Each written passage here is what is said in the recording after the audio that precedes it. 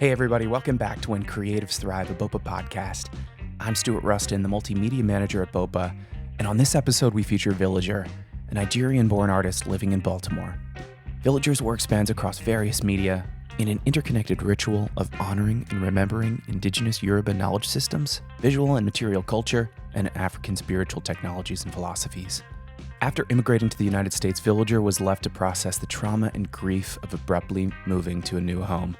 This struggle ultimately led them to several difficult decisions, including curtailing their formal education in earth science and adopting a new name that more closely aligned with their choice to practice art in Baltimore.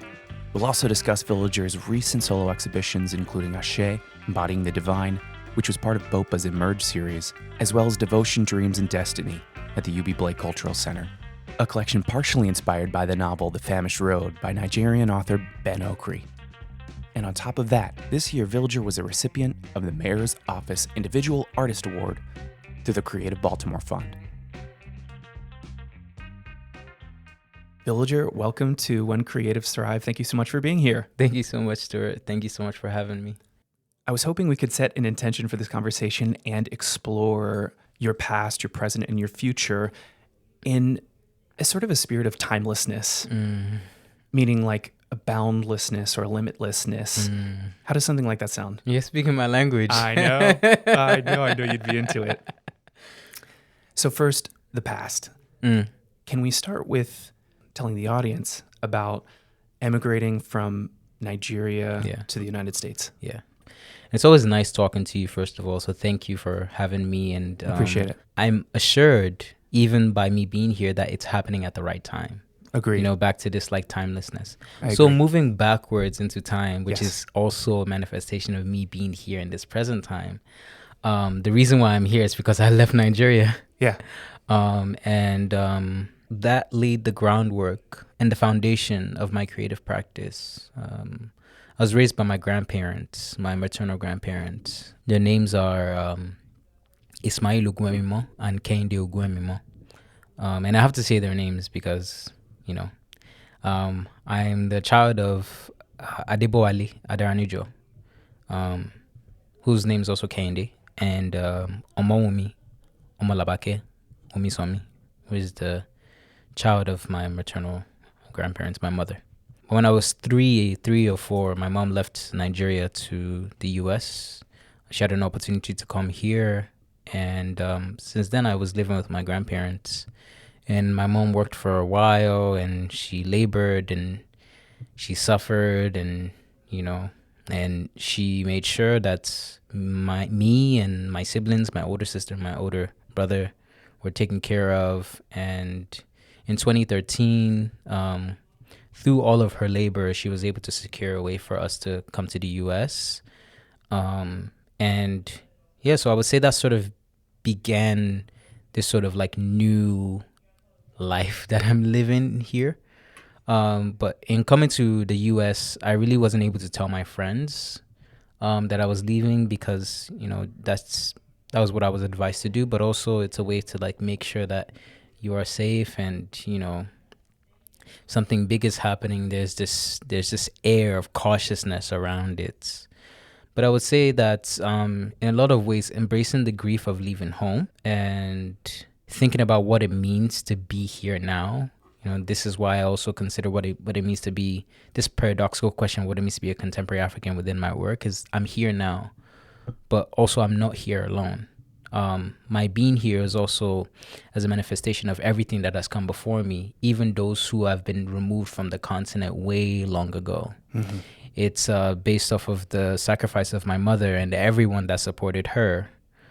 So in a lot of ways, you know, just going back to, I guess, part of the context of being here, like my work being a ritual of remembrance and reverence, giving honor to the people that have come before me and remembering their ways of being.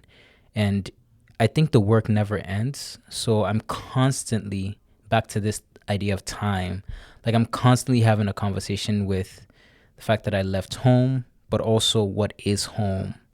Recently, I've been really focused on what it means to be, like I was telling you earlier about the scars, what it means to be the proof of what refuses to be erased. what it means to care for those things that lingers in the fragments. And so I always bring my family, my lineage, everyone who has come through me, with me, along, and making sure that I am that space and my work is that space for all of these seemingly disparate parts and narratives to become whole again. And then what about your formal education? How did that transition into your current studio practice? I used to be an environmental researcher. I studied environmental chemistry at Towson. And shortly after that, immediately after that, I started grad school studying marine estuary environmental science. So I'm a scientist. I work with the water. I was looking at the small things that you can't see in the water. That was sort of my life, was school. I was really focused on how to care for the world around me. And I remember fetching water on my head and having to carry buckets and walk 5 minutes, get water, sometimes really close, like 1 minute or whatever, but having to fetch water and pour into, so water was like a really important part of my life. Yeah, you seem like you have a more maybe intimate relationship with something like that than maybe your classmates may have. Yeah, I mean, I think it's such a human thing. Right, we're all water-based. Yeah, we are like 70% water. Yeah. And we come from a belly. We come from a vessel which contains water. And this world itself is carved out of water. You know, this earth is carved out of the primordial waters. Scientists know more about space than they know about the oceans. They're constantly finding new things in the ocean. And it's weird too that we have such an intimate relationship with it, but that also, like, I'll speak from my personal experience. Yeah.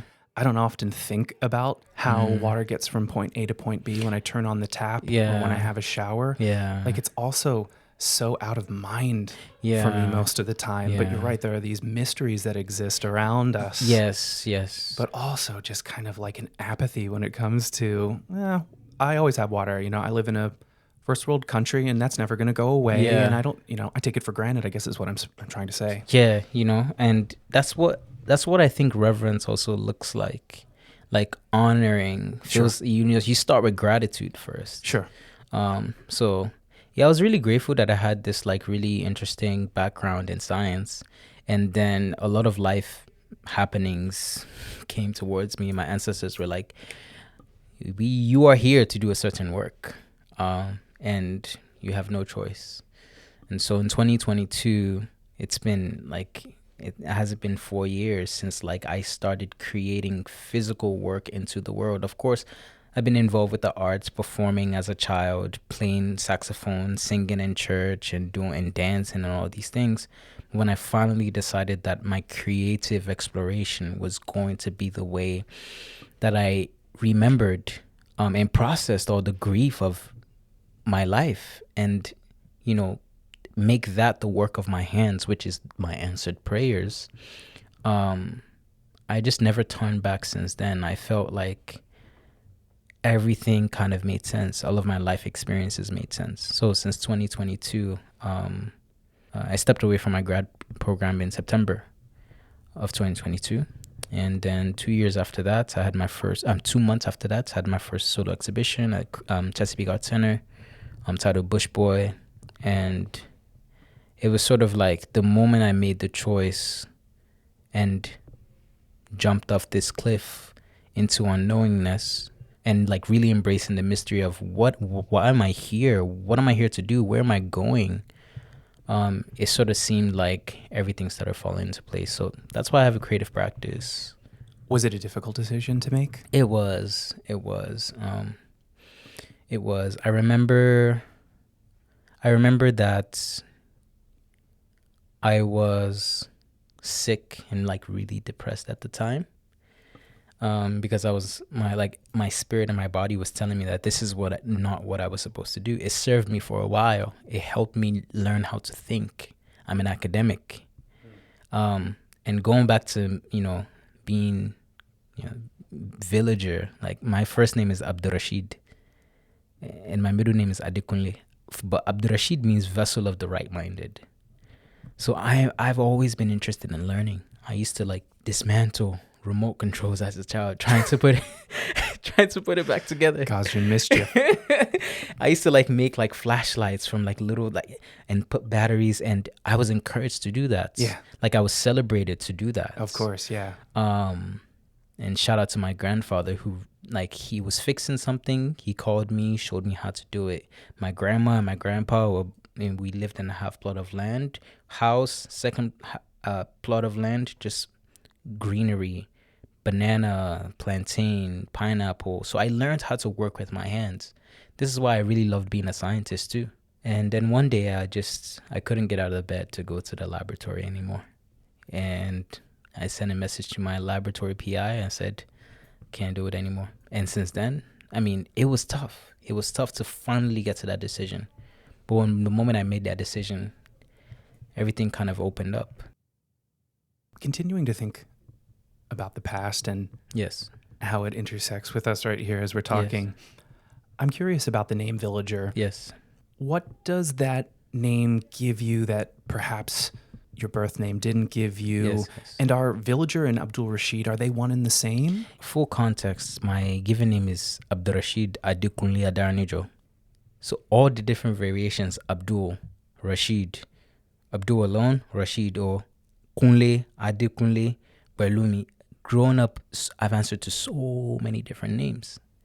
And in 2022, as I started experiencing this like intense human revolution, which also made me start painting, which felt like the moment I felt like I could actually speak and start loving myself, I realized that I never had a stable connection to any of these names because I was different people to different people. Yeah. So renaming myself Villager was like, okay, I know that all these different people are part of what made me. And it did take a village to raise me. It quite literally did. I grew up in a place. I never thought of it that way. Yes. I grew up in a place also called Ikorodu Village in Lagos. That's the place I grew up. So that village, that word has always been like a underline through. And then my grandparents would always call me, because I used to just walk without shoes and I was an earth person. They would say, you're acting like a village boy, Arabule. So Arabule in Yoruba means villager. So all of a sudden just felt like I had the agency to choose how I wanted to show up while still being a vessel of the right-minded, while still working and living a life that brings honor to my family. And I guess it was going to be through my creative practice and through the way of remembering and giving reverence to them. But choosing Villager was a way of saying, this is how I've rebirthed myself. Yeah, maybe that's the most important part, right? Like you can take ownership of a name here today that helps you to navigate your history, but also look towards the future. I know we've been talking a lot about past, present, and future, but it seems like a tool in a way. Yeah. Is that a fair characterization? I mean, a name is a vessel. Right. Yeah, a name is a vessel. It's like the container. I think everyone deserves to explore that, maybe. I think you're definitely right. And I've had nicknames throughout my life. Some I like more than others. Some I've given myself. Yes. And they mean something different to me. There's also been periods of my life where I've decided that I was more comfortable with my full name as opposed to that shortened version that maybe there's no right or wrong answer. Exactly. But I think it is worth thinking about, worth discussing, worth having conversations about. And just exploring. For sure. And it's kind of like a conversation starter in a way, because you've demonstrated that you're willing to think or behave differently than most of the population. Everyone has that opportunity. You're exactly right, but not everybody takes it. Choice, It's a choice. Yeah, you can choose. You can choose to go by another name if you want. You can choose to be connected to your name in a different way. But at the center of it all is still just choosing. You choose. Show up as you are. You are enough. So I know your practice is heavily influenced by this ancestral or indigenous knowledge that you're able to channel as you do your work. I'm thinking back to the exhibition that you had at the Bromo Seltzer Arts Tower, which was titled Ashe, Embodying the Divine. I really loved those pieces. Thank you. And I was hoping you could tell us about the way that you constructed those images. Most of the work, as I remember it, is portraiture. Yes. But the skin Yes. looks as though it's almost woven. Yes. And the colors are really bold. What was your thought process during the creation of those pieces? That's a wonderful segue from earlier, coming from choice. Sure. So Ashe is a Yoruba philosophy of energy, of potential. So for that body of work, I was very much thinking about Ashe as a technology, but also what is the process of becoming Ashe itself? What is the process of embodying that potential? The potential, that divine potential, which we all embody. So in a lot of ways, I was thinking about how the people around me embodied Ashe. And that can look like so many different things. It can look like simply like you just look fly, like you're embodying like such confidence, and you're embodying such beauty, such vibrance and resplendent energy. It can also be character, care, love, knowingness. And I would just walk around and I would just be like, I'll be moved. So I acknowledge the power, the Ashe within you. So I want to immortalize you. It became this like energetic fields where I was really thinking about scarification. I was thinking about mark making.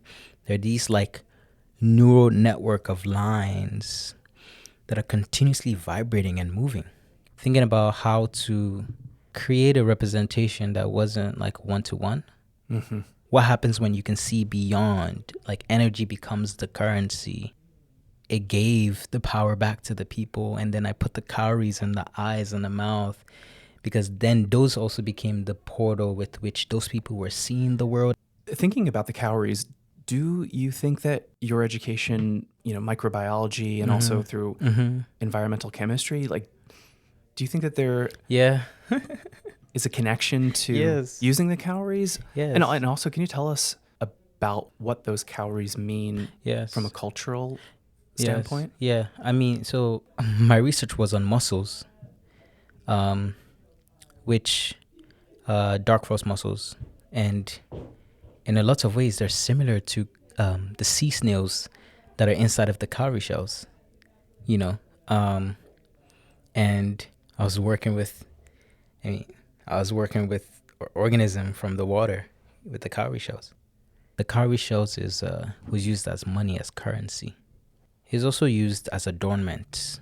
It's also used in cultural practices like Ifa, which is a Yoruba spiritual and cultural tradition. And the thing about the cowrie shells used in Ifa is that it becomes a sort of geomantic expression, whereby the cowrie shell is one face open and one face closed. That's the 0 and 1. And through that 0 and 1, you can create an algorithm of possibilities. And that's what Ifa is. Ifa is all-knowing. So in a lot of ways, back to this conversation of Ashe and energy, for us to have those cowrie shell, there was a sea snail inside of it. But that sea snail, either one had to die or moved on to another one. But the memories of it is still embedded and encased within the shell. Much like us, everything that has come before us, the people who have come before us that have been long forgotten and died, they're still inside of us through our blood, through our veins. I mean, the faces that we have, they didn't just come from nowhere. They hold the history. Part of that remembering is I've already been working with water organisms in my Isn't that so amazing? There seems to me like there's some kind of like synchronicity or something. Yes. I mean, it's just what happens when, you're constantly asking questions. All of this there's probably still more. There's still more that I'm still figuring out about this. There's still more I wouldn't even say figuring out, that is still being made known to me, because it's not like I'm using the cowrie shows. We're collaborating. Wow, I love the way you put that. And hey, not to change the subject too much, congratulations, by the way. You were also the recipient of the Creative Baltimore Fund Mayor's Artist Award recently. Yes. That's awesome. Yeah, I mean, I'm really grateful. As an artist, you're in your studio, you're making work. Sometimes I might feel like you're operating in a vacuum. Definitely. I think a lot of artists experience that. That moment was a manifestation and a reminder that there are people who value what I'm doing, and that's the work that I make, the ideas that I am bringing into the contemporary landscape, the reconsiderations that I am offering is valued. And that was such a moment for me, and it allowed me to just like have just a little bit of air that I didn't have to worry about. And that little bit was very plentiful. It was abundance, and it allowed me to push my practice. And I started getting into collages. I started sourcing magazines. I could pay off some rents, buy some studio rents, and buy some new materials, and I get the time to slow down. And through that award, it helped me present 2 exhibitions. One of them was the Okon at Motorhouse, and the Do exhibition at Creative Alliance. But just in general, it was just like this it was very tangible, of course, with the financial support, but it was also this like signal, that like there is a body of people that support artists. I knew in that moment, alongside so many other moments, but in that moment, I saw and I heard that I was heard and that I was seen, and it felt really special. Another thing that's going on in the present right now is your current exhibition, Devotion, Dreams, and Destiny, yes, at the Eubie Blake Cultural Center, which you've mentioned. Yes. And I was interested to learn that it was inspired in part by the novel The Famished Road by Nigerian author Ben Okri. So in doing some research, I found that the main character, or the narrator, is a spirit child who's living in an unnamed African, most likely Nigerian city. According to Wiki, the book exploits the belief in coexistence of the spiritual and material worlds that define aspects of traditional African life. The book's also an example of magical realism. Yes.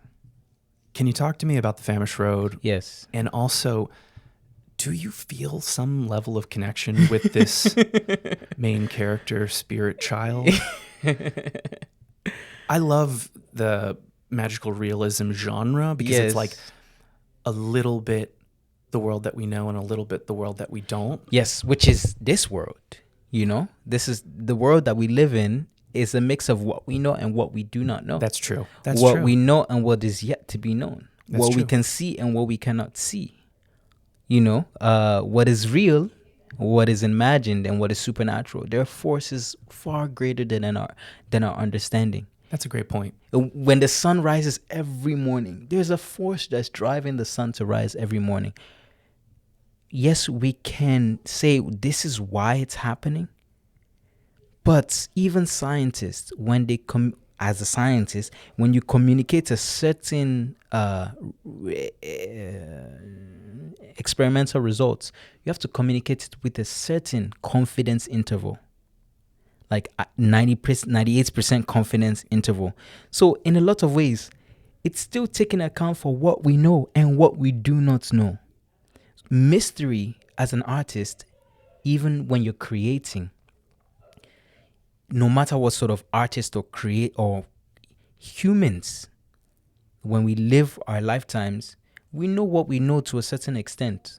And then what we do not know, by living, it makes itself known. So that is what Ben Okri is activating in his book. But he's having all those things. He's animating the unseen. He's animating the mysteries. And then they're happening at the same time. And what I really love about the Famished Road is that Azaro, which is the protagonist as a spirit child, is in deep conversation with all these different realms of existence. I think about that main character in the book, and I wonder what it must have felt like to be split between two places, to sort of be in a world, but not necessarily of that world. Yeah, I mean, every one of us is that spirit. I mean, there's a spirit inside of us. We are born with a center, and we have to find it again. And, and looking past something greater than us will give us direction, whether it's our family, whether it's some sort of religious practice, whether it's through creativity, whether it's through action, or whether it's through choice, whether it's just being intentional with everything that you do, or not being intentional, because sometimes you don't need to be intentional so you can be intentional. Sometimes you need to forget so you can remember. Sometimes you need to remember and then you forget. Sometimes we need to know so we don't know. But I think this is the process of life, is that there are all these dualisms, and then the experience itself is what exists in the middle. What about destiny, though? Like, yes. Is destiny something like a place where you arrive? Yeah. What's destiny to you? I mean, each one of us has a destiny. Each one of us has a responsibility that we've been asked to come fulfill in service of the greater collective, whether that's your family, whether that's the city you're in, whether that's the country you're in, whether it's just for all of humanity, or whether it's for all of existence. Because then back to Ashe, is that divine life force is moving through everything. What is your responsibility back to it, because it has already given you life? And so the idea of destiny, there is this aspect that is fixed, that is already embedded within you, but is constantly being made through every one of our choices, every one of our actions. So for example, as me, in my own life, I was an environmental scientist. I wanted to make water more swimmable and fishable in Baltimore. That was what my research was about. I wanted to be of greater service to the collective. And then I became an artist, So, but I feel like I'm still in this, like, greater service to the collective and for people to reconsider things. So I don't think destiny is something that is fixed. But the way that we continuously move intimately closer is to be intimate with our being. Yeah, it all seems like that's relevant, especially if you have an idea of where you're headed, maybe not the exact path, but it seems like over time it gets refined. Yes. And you're ending up in a place that may have been predetermined. Yeah, or maybe you've been there before. Or maybe you've been there before, but the way that you got there, the journey, I guess that's the growth as well, right? Yeah. Your destiny is the journey. Your destiny is just to be. Right. Your purpose is just to be.